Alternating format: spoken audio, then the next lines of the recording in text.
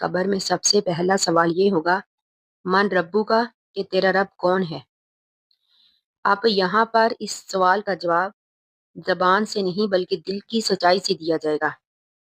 یعنی دنیا میں جن لوگوں کا دل اللہ سے غافل رہا، جن کی زبان تو اللہ اللہ کہتی رہی لیکن زندگی کسی اور کے قوانین پر گزرتی رہی، وہ اس سوال کا جواب نہیں دے پائیں گے۔ یعنی سوال کا جواب زبان سے نہیں بلکہ دل کی سچائی سے دیا جائے گا۔ اب یہاں پر پھر سوال ہوگا ما دینوں کا، کہ تیرا دین کیا تھا۔ اب جو لوگ دنیا میں دین کو بوجھ سمجھتے رہے، ان کو نماز مشکل لگتی رہی، پردہ ان کو مشکل لگتا رہا، تو وہ بھی اس سوال کا جواب نہیں دے پائیں گے۔